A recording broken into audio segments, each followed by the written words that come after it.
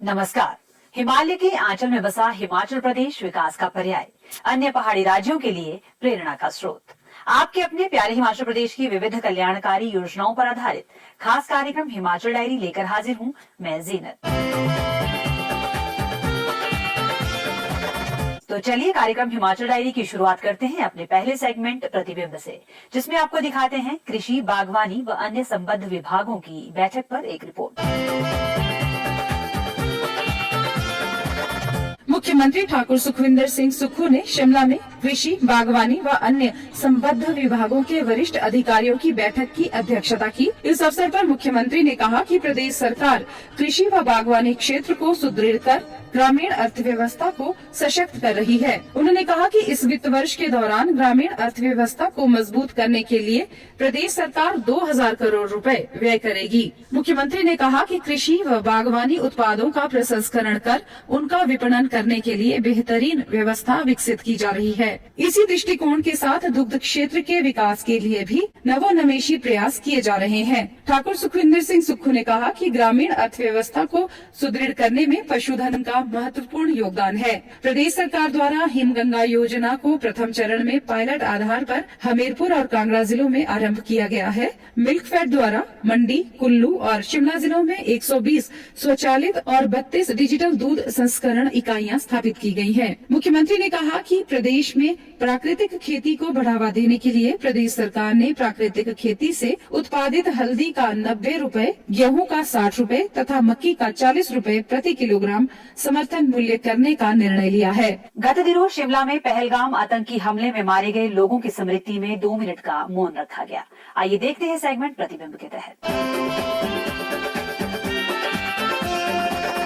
मुख्यमंत्री ठाकुर सुखविंदर सिंह सुक्खू के नेतृत्व में हिमाचल प्रदेश के लोगों ने जम्मू कश्मीर के पहलगाम में 22 अप्रैल 2025 को आतंकी हमले में मारे गए लोगों को भावभीनी श्रद्धांजलि अर्पित की। हिमाचल प्रदेश सचिवालय परिसर में उनकी याद में 2 मिनट का मौन रखा गया। मुख्यमंत्री ने कहा कि आज हम राज्य सचिवालय और सभी उपायुक्त कार्यालयों में कायरतापूर्ण आतंकी हमले में मारे गए सभी लोगों के सम्मान में मौन रख रहे हैं। शोक संतप्त परिवारों के साथ अपनी संवेदनाएं भी व्यक्त करते हुए उन्होंने कहा कि दुख की इस घड़ी में पूरा देश उनके साथ खड़ा है।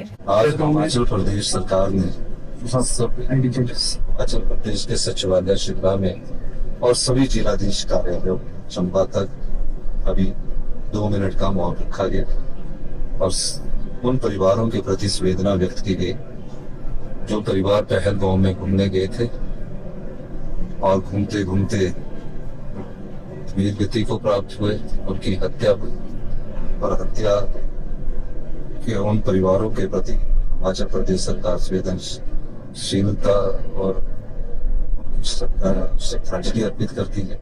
चलिए अब रुख करते हैं कार्यक्रम हिमाचल डायरी के अगले सेगमेंट विकास गाथा की ओर, जिसमें आप देखेंगे अखिल भारतीय मोटर ट्रांसपोर्ट कांग्रेस द्वारा आयोजित नेशनल ट्रक एंड बस मीट पर एक रिपोर्ट।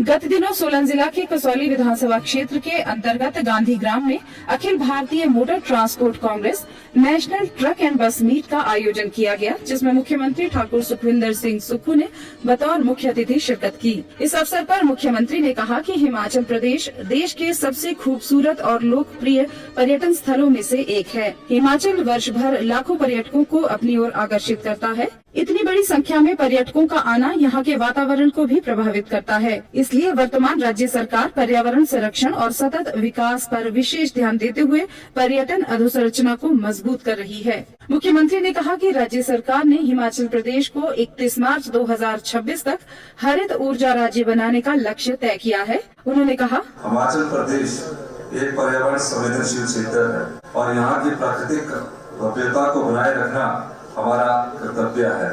हम नॉर्दर्न इंडिया के लंग्स भी हैं।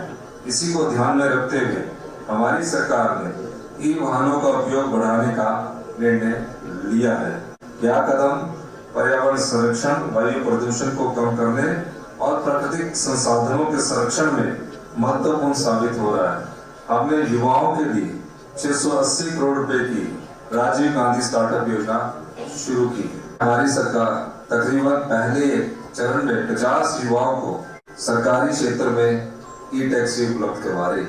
ई टैक्सी का मकसद कि सरकारी क्षेत्र में जो युवा अगर अपने एक व्हीकल को खरीदता है, अगर 10 लाख की ई टैक्सी वो खरीदता है तो सरकार की तरफ से 5 लाख रुपए की सब्सिडी उन्हें उपलब्ध करवाई गई है और 10 लाख वाली गाड़ी को मिनिमम एश्योरेंस मंथली पेमेंट जो है वो 50,000 रुपया हर महीने मिलेगी और सरकार की तरफ से उसे उनकी गाड़ी लगाने के लिए 4 वर्ष की एश्योरेंस दी गई है कि 4 वर्ष तक वो गाड़ी सरकारी क्षेत्र में लगी रहेगी। इस प्रकार की 40 गाड़ियों का पहला बैच हमारी सरकारी क्षेत्र के गाड़ियों का उपलब्ध करवा दिए गए हैं। धीरे धीरे सरकारी क्षेत्र में जितनी भी गाड़ियां हैं वो ई व्हीकल में हम परिवर्तित करने जा रहे हैं। गत दिनों मुख्यमंत्री से भारत तिब्बत पुलिस बल के उत्तरी सीमांत मुख्यालय देहरादून के सीमांत कमांडर ने मुलाकात की। आइए देखते हैं मुलाकात के कुछ अंश सेगमेंट प्रतिबिंब के तहत। गत दिनों शिमला में मुख्यमंत्री ठाकुर सुखविंदर सिंह सुक्खू से भारत तिब्बत सीमा पुलिस बल के उत्तरी सीमांत मुख्यालय देहरादून के सीमांत कमांडर संजय गुंजियाल ने भेंट की। इस अवसर पर बैठक के दौरान प्रदेश के सीमावर्ती जिलों किन्नौर एवं लाहौल स्पीति में आईटीबीपी की भूमिका व भारत चीन सीमा सुरक्षा से संबंधित मुद्दों पर विस्तृत चर्चा हुई। बैठक के दौरान राज्य के सीमांत अग्रिम क्षेत्रों में सीमा पर्यटन को बढ़ावा देने की कार्य योजना, सीमावर्ती ग्रामीण क्षेत्रों से आईटीबीपी को आपूर्ति के लिए स्थानीय उत्पादों की खरीद, आईटीबीपी के स्वास्थ्य संस्थानों के माध्यम से लोगों को चिकित्सा सुविधा प्रदान करने सहित विभिन्न विषयों पर चर्चा की गई। मुख्यमंत्री ने कहा कि प्रदेश में आपदा प्रबंधन के दृष्टिगत आईटीबीपी के क्षेत्रीय प्रतिक्रिया केंद्रों से और बेहतर समन्वय स्थापित किया जाएगा। उन्होंने कहा कि प्रदेश में आईटीबीपी के विभिन्न क्षेत्रों में स्थित हेलीपैडों को दूर दराज क्षेत्रों में पर्यटन को बढ़ावा देने के लिए उपयोग में लाया जा सकता है। इसके लिए बल के साथ विस्तृत चर्चा कर सभी औपचारिकताएं पूर्ण की जाएंगी। इससे संपर्क सुविधा भी सशक्त होगी। ग्रामीण आर्थिकी को सशक्त करने के लिए आईटीबीपी यदि स्थानीय लोगों से खाद्य उत्पाद क्रय करती है तो इससे रोजगार के अवसर सृजित होंगे और किसान बागवान भी लाभान्वित होंगे। गांव के विकास से निकल रही आत्मनिर्भर हिमाचल की राह। किसानों के उत्थान के लिए प्रतिबद्धता से मुख्यमंत्री ठाकुर सुखविंदर सिंह सुक्खू कर रहे प्रयास। हिमाचल प्रदेश फसल विविधीकरण संवर्धन परियोजना से वित्त वर्ष 2025-26 में 154 करोड़ रुपए से किया जाएगा किसानों का कल्याण। किसानों के खेतों तक पानी पहुंचाने के लिए सिंचाई योजनाओं का किया जाएगा निर्माण। कृषि यंत्रीकरण योजना के तहत किए जाएंगे 10 करोड़ रुपए खर्च। परियोजना क्षेत्र के लाभार्थियों के लिए 1500 प्रशिक्षण शिविर और 4000 डेमोन्स्ट्रेशन किए जाएंगे आयोजित। 2400 डेमोन्स्ट्रेशन से पौष्टिक अनाज के बारे में दी जाएगी जानकारी।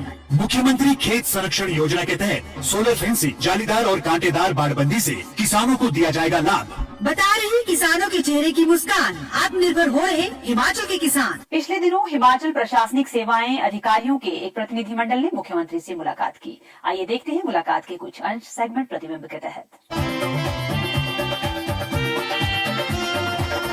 हिमाचल प्रशासनिक सेवाएं अधिकारियों के प्रतिनिधिमंडल ने शिमला में मुख्यमंत्री ठाकुर सुखविंदर सिंह सुक्खू से शिष्टाचार भेंट की।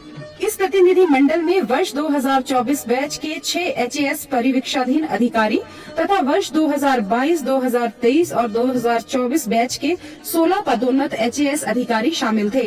ये अधिकारी वर्तमान में डॉक्टर मनमोहन सिंह हिमाचल प्रदेश लोक प्रशासन संस्थान शिमला में प्रशिक्षण प्राप्त कर रहे हैं। मुख्यमंत्री ने राज्य के लोगों को बेहतरीन सेवाएं प्रदान करने के लिए अधिकारियों से ईमानदारी और पारदर्शिता जैसे मूल्यवान गुणों को आत्मसात करने का आह्वान किया। उन्होंने कहा कि राज्य सरकार सुशासन के लिए प्रतिबद्ध है और HAS अधिकारी इस दिशा में महत्वपूर्ण भूमिका निभा सकते हैं। मुख्यमंत्री ने अधिकारियों को सरकार की प्रमुख जन कल्याणकारी योजनाओं को प्राथमिकता देने और इन योजनाओं का लाभ समाज के सभी वर्गों तक पहुंचाना सुनिश्चित करने के निर्देश दिए। मुख्यमंत्री ने कहा कि विकास कार्यों में अनावश्यक विलंब की प्रथा को समाप्त कर विकास परियोजनाओं को पूरा करने के लिए समय सीमा तय कर उन्हें समयबद्ध पूरा किया जाना चाहिए। उन्होंने शासन में पारदर्शिता लाने के लिए आधुनिक तकनीक को अपनाने की आवश्यकता पर भी बल दिया। गत दिनों इसोमसा के ई कल्याण पोर्टल का शुभारंभ किया गया। आइए देखते हैं सेगमेंट विकास गाथा के तहत। हाल ही में मुख्यमंत्री ठाकुर सुखविंदर सिंह सुक्खू ने अनुसूचित जाति, अन्य पिछड़ा वर्ग, अल्पसंख्यक एवं विशेष रूप से सक्षम का सशक्तिकरण ईसोमसा विभाग के ई कल्याण पोर्टल का शुभारंभ किया। ये पोर्टल हिम परिवार पोर्टल के अंतर्गत तैयार किया गया है। इस पोर्टल के माध्यम से हिमाचल प्रदेश के सभी पात्र आवेदक ईसोमसा निदेशालय के अंतर्गत कार्यान्वित की जा रही पेंशन योजनाओं का लाभ उठाने के लिए ऑनलाइन आवेदन कर सकते हैं। इस अवसर पर मुख्यमंत्री ने कहा कि प्रदेशवासियों को सामाजिक सुरक्षा पेंशन प्रदान करना राज्य सरकार की सर्वोच्च प्राथमिकताओं में शामिल है। प्रदेश सरकार कल्याणकारी राज्य की अवधारणा के अनुसार कार्य करने में विश्वास रखती है। वर्तमान में प्रदेश में सामाजिक सुरक्षा के लिए 8 पेंशन योजनाएं कार्यान्वित की जा रही हैं। पिछले वित्त वर्ष के दौरान इन पेंशन योजनाओं पर 1410 करोड़ रुपए व्यय किए गए, जिसमें 8,24,928 व्यक्ति लाभान्वित हुए हैं। इस वित्त वर्ष के दौरान सामाजिक सुरक्षा पेंशन योजना में 37,000 नए लाभार्थियों को शामिल किया जाएगा। इसके लिए लगभग 67 करोड़ रुपए अतिरिक्त व्यय किए जाएंगे। ई कल्याण पोर्टल को हिम भूमि, हिम परिवार, आधार और पीडीएस राशन कार्ड डाटाबेस से एकत्रित किया गया है। आवेदक स्वयं या लोकमित्र केंद्र के माध्यम से himparivar.hp.gov.in ई कल्याण वेबसाइट पर जाकर आवेदन कर सकता है। गत दिनों उद्योग विभाग की बैठक आयोजित की गई। आइए देखते हैं सेगमेंट प्रतिबिंब के तहत।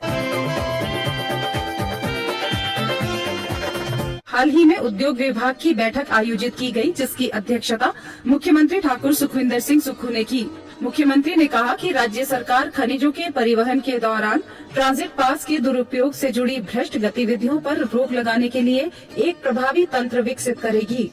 इससे रॉयल्टी में होने वाले नुकसान को रोका जा सकेगा और विकास कार्यों को गति मिलेगी। मुख्यमंत्री ने खनिजों के परिवहन में फर्जी ट्रांजिट पास के उपयोग पर चिंता व्यक्त की। उन्होंने कहा कि इसके कारण राज्य सरकार को खनिजों के परिवहन में भारी रॉयल्टी का नुकसान उठाना पड़ रहा है। इस समस्या से निपटने के लिए राज्य सरकार ने पहले नियम 81A लागू किया था। इस नियम के अंतर्गत ट्रांजिट पास उपलब्ध न होने की स्थिति में पंचायतों और अन्य विकास कार्य करने वाली एजेंसियों से 80 रुपए प्रति टन की रॉयल्टी और 20 रुपए जुर्माना लगाने का प्रावधान किया गया था। मुख्यमंत्री ने उद्योग विभाग को इस समस्या के समाधान के लिए हर संभव उपाय और वैकल्पिक व्यवस्था पर गंभीरता से विचार करने के निर्देश दिए, ताकि विकास कार्यों में कोई भी रुकावट न हो और वह समयबद्ध पूरे किए जा सके।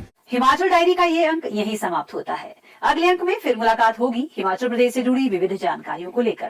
तब तक के लिए दीजिए इजाजत। नमस्कार।